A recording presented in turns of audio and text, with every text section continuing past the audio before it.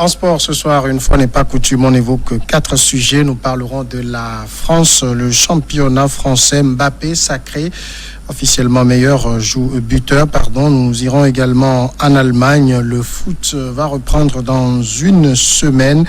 On parlera toujours du foot. Miroslav Klose qui est nommé entraîneur adjoint de Flick au Bayern. Et puis, nous évoquerons cette mini-révolution en vue avec 5 remplacements bientôt autorisés au cours d'une rencontre. Nous en parlons tout de suite avec notre consultant sportif Michel Tapa. Bonsoir. Bonsoir Samuel, bonsoir à tout le monde.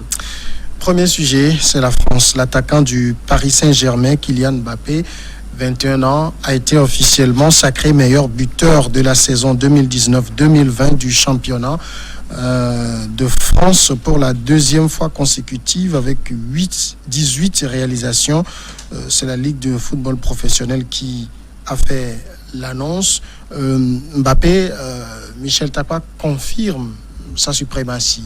Et il confirme tout simplement sa suprématie parce que la saison écoulée, c'est lui qui était également meilleur buteur de la Ligue 1 française.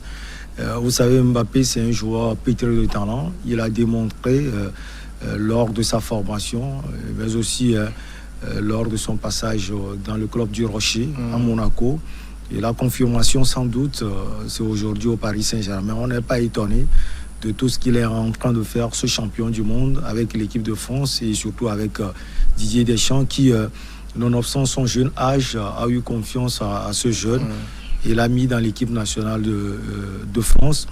Oui, une saison qui n'est certes pas terminée, mais Mbappé est meilleur buteur. Et derrière lui, on a le monégasque, Issam Ben Yedder, qui également a marqué 18 buts, mais il a plus mis de pénalty que Mbappé. Mbappé a marqué plus dans l'air de jeu. Et puis, il y a d'autres qui sont aussi récompensés. Le meilleur passeur, Di Maria, toujours du Paris Saint-Germain. Loin derrière lui, on a Dembélé des Gonds de Lyon. Et donc, aujourd'hui, la Ligue de football française est en train de faire le bilan d'une saison, certes, qui n'est pas terminée, et les grands acteurs sont récompensés. Mais cette récompense, 18 buts devant Yedder, également 18 buts, on dit qu'il a plus marqué lors du jeu, mais un but, c'est un but. Oui, un but, c'est un but. Un but sur penalty également, c'est un but. Je suis étonné qu'on prenne les choses aussi de cet acabit, mais on peut comprendre, peut-être parce qu'on ne veut pas peut-être diviser la récompense pour donner aussi une part à Ben Yedder. Sauf que, comme vous l'avez dit, un but reste un but. 18 buts marqués aussi par le Monégasque, qui est aussi un international, il faut le préciser, appelé quelquefois par Didier Deschamps dans son équipe. C'est quelqu'un aussi qui a une touche magique. Il sait demander les balles en profondeur et marquer des buts. Son arrivée à Monaco a tellement apporté au club de la Principauté. Sauf que je ne sais pas sur quelle base la Ligue professionnelle de football en France se base sur la base pour pouvoir décerner ce prix à Kylian Mbappé. Ce qu'on peut dire, c'est qu'il a quand même apporté cette saison au Paris Saint-Germain.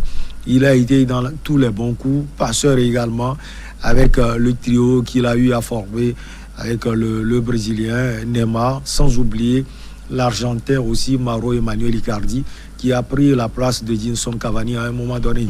Donc c'est la machine aujourd'hui du Paris Saint-Germain, la machine surtout offensive, qui est récompensée par le truchement du jeune Kylian Mbappé. Machine offensive, mais est-ce que ce n'est pas aussi un peu, j'allais dire, l'influence qu'a le PSG par rapport à un club comme Monaco? Parce que marquer des buts sur penalty, ça aussi, c'est pas donné à n'importe qui. On a vu de grands joueurs, mais sur penalty, il n'était pas si bon que ça. Oui, il faut avoir l'art, c'est un calme aussi olympien pour pouvoir marquer des pénaltys. C'est d'ailleurs pourquoi j'ai dit un pénalty reste également un but. L'influence du Paris Saint-Germain, je suis d'accord. L'influence d'abord sur le terrain, parce que c'est ce qui est visible sur le terrain. Je l'ai déjà dit, ce trio magique, Mbappé, Neymar et puis Mauro Emmanuel Icardi, même dans le rôle de passeur, on l'a dit tout à l'heure, c'est l'Albi Céleste Edinson Cavani qui est récompensé. Maintenant, influence également au niveau de la gestion du club et du magot qui accompagne le club. Il faut le dire, le Paris Saint-Germain est toujours devant. et l'influence aussi au niveau de la prise de décision. Le Paris Saint-Germain est toujours dans les coups et donc peut-être que c'est cela qui a apporté ce plus à Kylian Mbappé. Mais on peut dire que c'est, comme je l'ai déjà dit, c'est un petit surdoué, sollicité aujourd'hui par le Real Madrid. Ce n'est plus un secret, hein. Il est sollicité. Zidane est en train de penser à cela, puisqu'il adore Zidane, et son rêve, c'est de porter aussi les maillots du Real Madrid. Il le mérite amplement. Et puis, on peut quand même parier là-dessus. Si le championnat avait été jusqu'au bout, il en aurait mis plus de buts. Hein. Il a sans doute, parce que quand on voit les analyses de l'autre France, on dit le Paris Saint-Germain avait un match même en moins. Sur le reste du championnat, le Paris Saint-Germain, quand on voit sa force au niveau de l'échiquier français, on peut se dire, écoutez, Kylian Mbappé peut encore mettre des buts. Il a fait des triplés, des doublés pour le Paris Saint-Germain. Et puis, l'influence offensive dont on parlait tout à l'heure va à sa faveur, plus que sans doute celui porté par Monaco et Ben Yedder. Et donc, il peut mettre autant de buts. Ça peut faire partie aussi de la prise de décision de la Ligue professionnelle de football au niveau de la France, pour dire que voilà, c'est quelqu'un qui peut être aidé par Neymar sur des coups pour pouvoir mettre des buts. Quand on sait que Neymar aussi arrive à marquer, et puis Mauro Emmanuel Icardi aussi peut en marquer. Mais on ne peut pas aussi se focaliser sur cela. Ben Yedder aussi peut mettre autant, hein, même si il n'a pas aussi l'atout là que Kylian Mbappé a aujourd'hui. Et donc voilà, à un moment donné, il faut prendre des décisions. Cette décision va carrément en faveur de quelqu'un qui est pétri de talent, qui aussi a gagné la Coupe du Monde avec la France. Il faut le noter, Ben Yedder n'était pas dans le groupe de l'équipe de France lors du sac plutôt en Russie. Et donc tout cela, tous ces facteurs vont en faveur du jeune d'origine camerounaise. Alors, meilleur buteur, meilleur passeur, c'est les deux distinctions qui ont été, les deux postes qui ont été récompensés. Il n'y en a pas eu d'autres? Meilleur buteur et meilleur passeur, du moins pour le moment. Vous savez, on parle souvent de meilleur défenseur aussi et meilleur entraîneur, mais il va sans dire que le meilleur entraîneur reviendra à l'entraîneur du Paris Saint-Germain pour la saison qu'il a eu à faire. Il est devant, il reste encore des journées pour pouvoir confirmer. Malheureusement, Covid-19 est arrivé. Donc pour moi, sans doute, le meilleur entraîneur de la saison en Ligue 1 française, c'est sans doute l'entraîneur du Paris Saint-Germain. Est-ce que meilleur buteur signifie meilleur attaquant?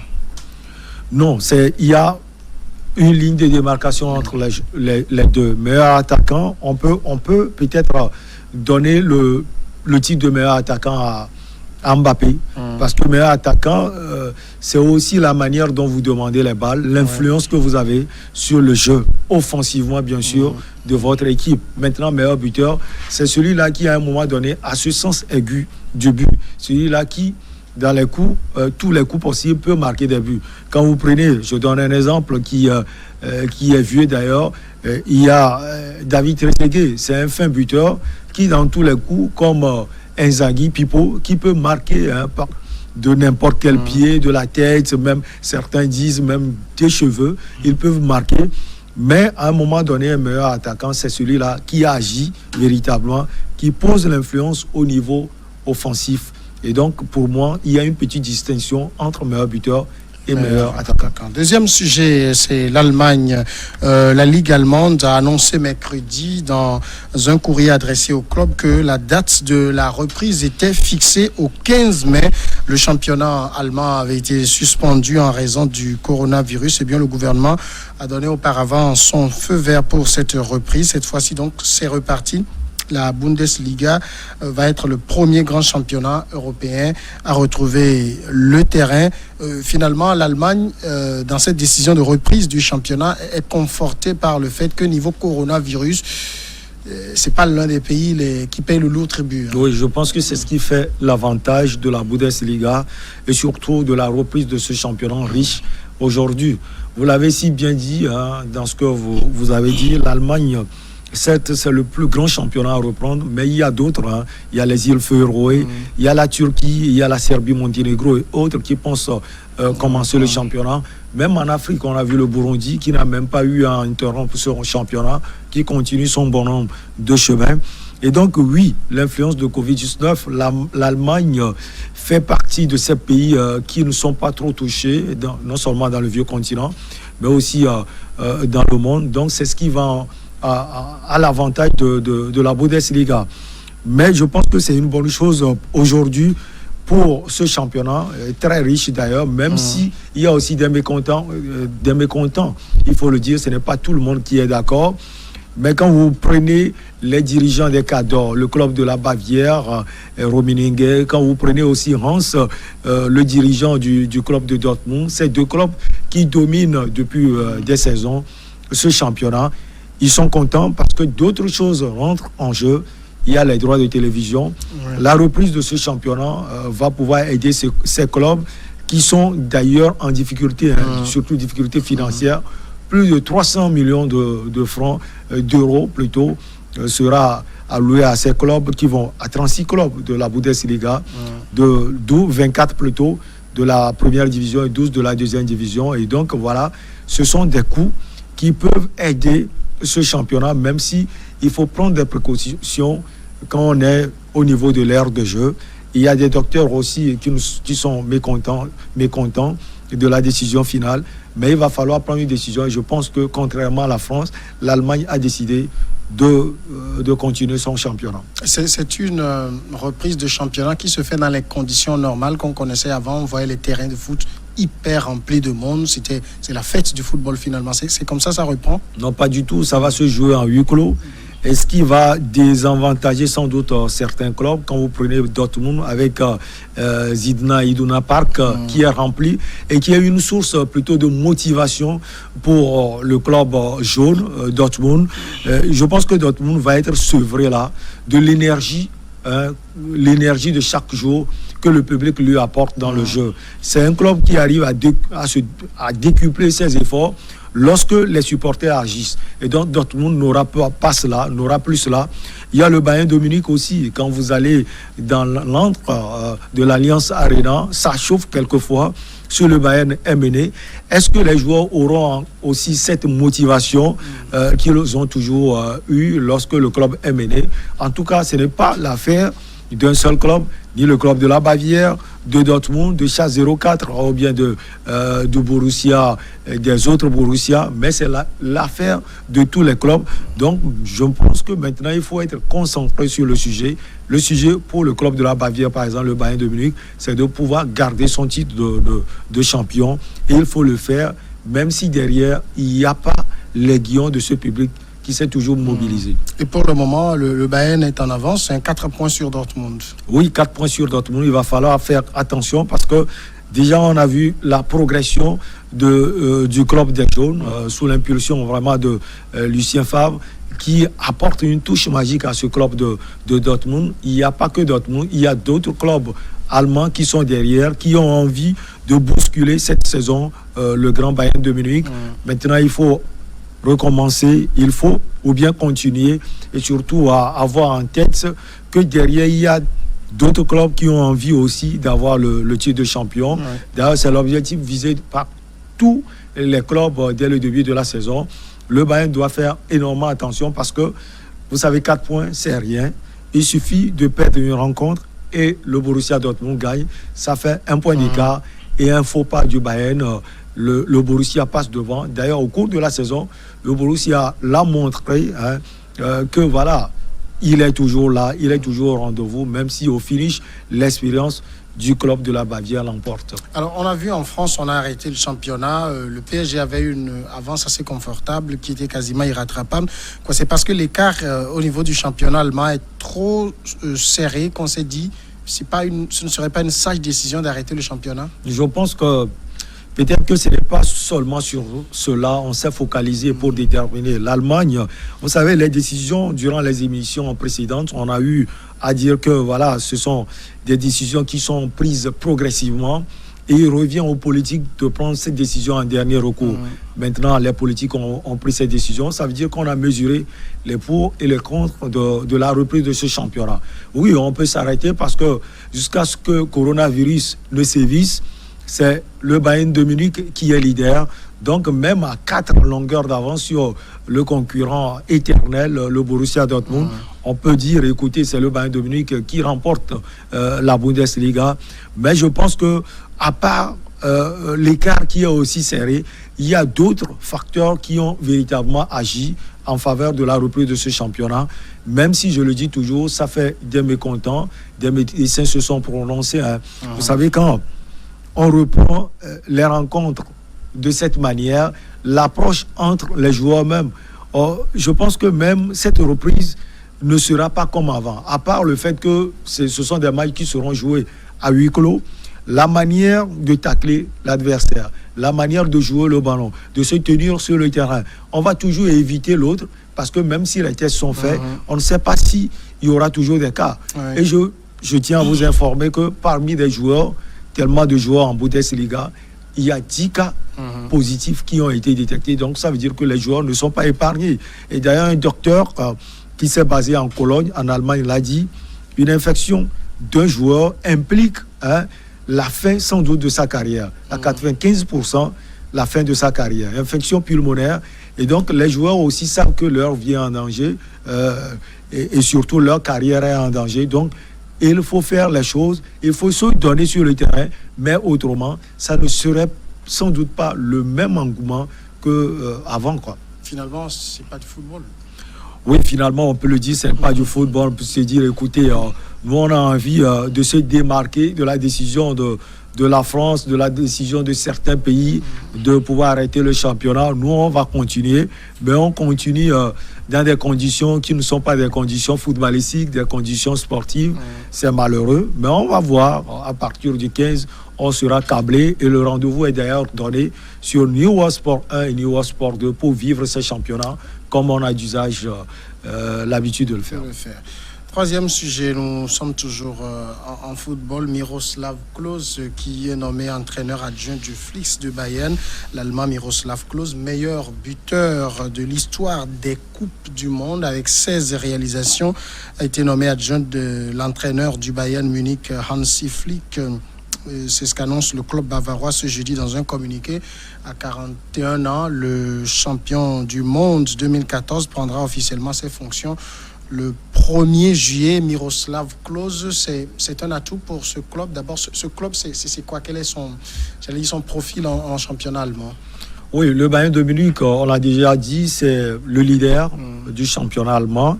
Et puis le Bayern de Munich, depuis belle lurette, mène une politique qui l'avantage sans doute, c'est l'implication des anciens internationaux ou bien des anciens joueurs de ce club de la Bavière dans la politique sportive du club.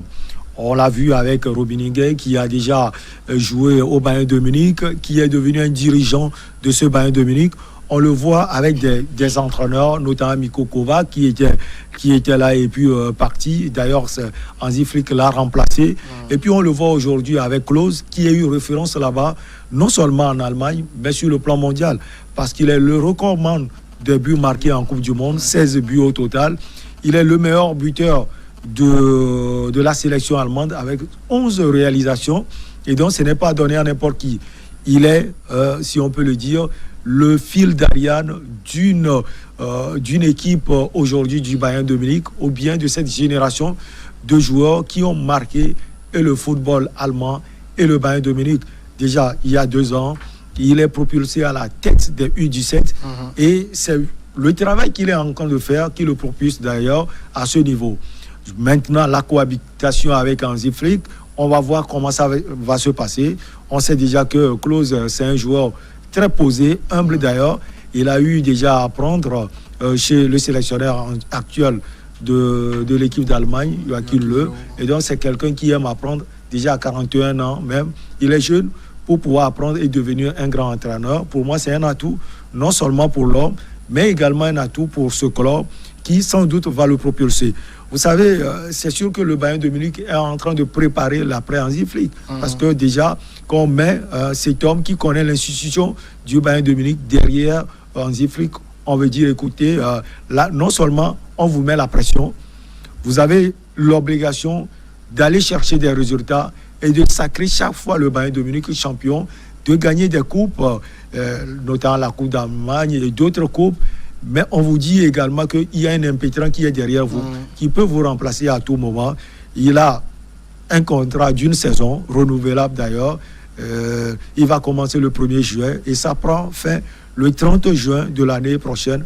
On verra déjà sa touche et sa cohabitation avec l'actuel entraîneur du Bayern de Munich. C'est quoi le rôle d'un entraîneur adjoint? Le rôle d'un entraîneur adjoint, c'est d'accompagner sans doute l'entraîneur titulaire, le maître. C'est de pouvoir aussi lui donner des conseils parce que c'est vrai que les décisions en dernier recours viennent de l'entraîneur principal, mais vous aussi, vous êtes là pour apporter votre touche. Vous pouvez toujours discuter quant à ce qui concerne les systèmes de jeu à adopter, le choix des joueurs. Je le dis, même si c'est le titulaire qui, au finish, prend des décisions. C'est comme je dis à l'entraîneur titulaire, étant l'adjoint, prenez aussi M. Samuel parce qu'il fait du bon boulot. Je le juge par rapport à l'autre, je le compare à l'autre, mais finalement, je vais dire, écoutez Michel, j'ai vu les performances de M. Samuel, je pense que l'autre est mieux. Là, c'est une décision en dernier recours. Donc, il accompagne le titulaire à faire son boulot. Il est là aussi pour pouvoir véritablement voir le travail qui se fait au niveau du titulaire, parce que si ça ne va pas, si la direction n'arrive pas à trouver un remplaçant immédiat, c'est lui qui va jouer le rôle d'entraîneur intermédiaire, donc voilà, intérimaire, j'allais dire. Et donc, il a un grand rôle à jouer.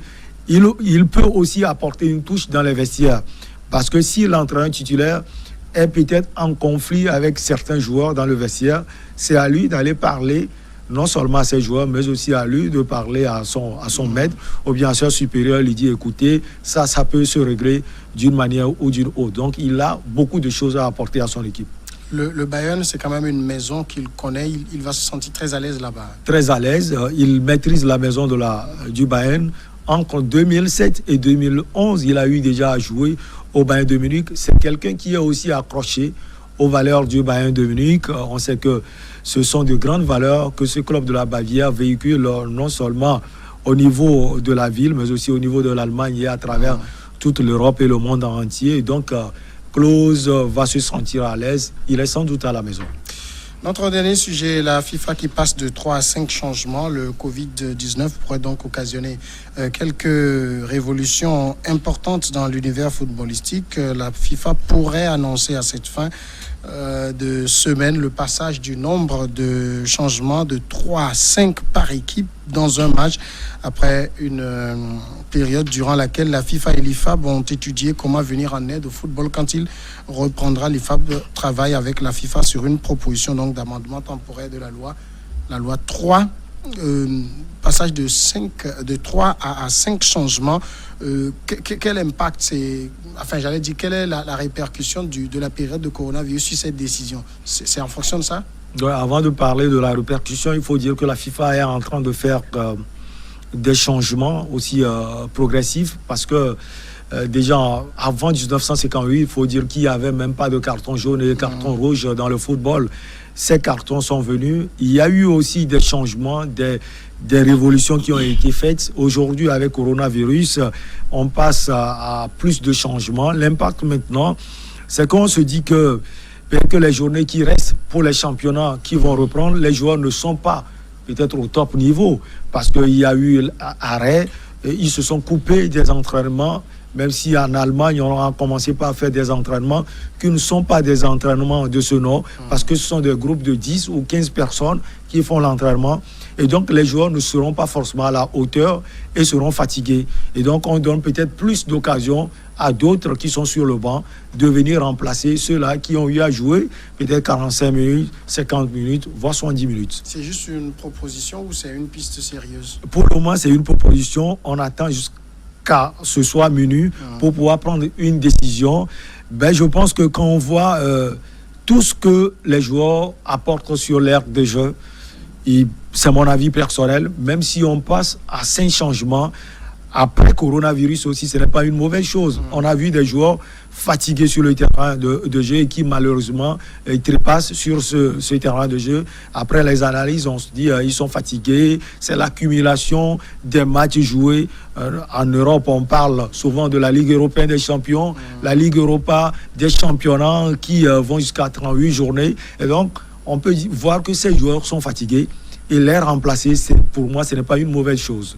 Avec une possibilité aussi d'un 6e remplacement en prolongation. Oui, possibilité d'un 6e remplacement, comme vous l'avez dit, en prolongation. On sait qu'en prolongation, pour ceux qui ne maîtrisent pas trop le football, lorsqu'on dépasse les 90 minutes et qu'il n'y a pas d'équipe victorieuse, on passe aux prolongations de 15 fois 2 minutes après les tirs au but. Voilà, on est encore plus fatigué et donc une 6e personne pour remplacer quelqu'un, pour moi, ce n'est pas une mauvaise chose. Mais on a vu aussi beaucoup de joueurs que les entraîneurs ont voulu remplacer, qui ont refusé de sortir. Vous savez, il y a des joueurs qui ont soif de jeu, qui ont soif de temps de jeu, qui ont soif de but. Je vais prendre l'exemple de Messi et de Cristiano. Quand on les sort toujours, ils sont pas contents parce que ce sont des gens qui ont envie de marquer des buts. En ligne de mire, les différents ballons d'or à gagner. Vous savez, les deux ont à part leur talent fou, ils s'arc-boutent aussi sur les buts marqués parce que la FIFA aussi, l'UEFA plutôt voit cela pour attribuer les récompenses. Et donc, quand on me sort à 20 minutes, à 10 minutes de la fin, je suis mécontent parce que je me dis, pendant cette période, je peux toujours planter des buts. Ou des joueurs qui pensent que voilà, l'entraîneur ne me donne pas assez de temps de jeu, je suis mécontent quand on me sort. C'est aussi cela la vie d'un footballeur. Michel Takpa, merci. C'est plutôt moi. La pause tout de suite et regard croisé juste après.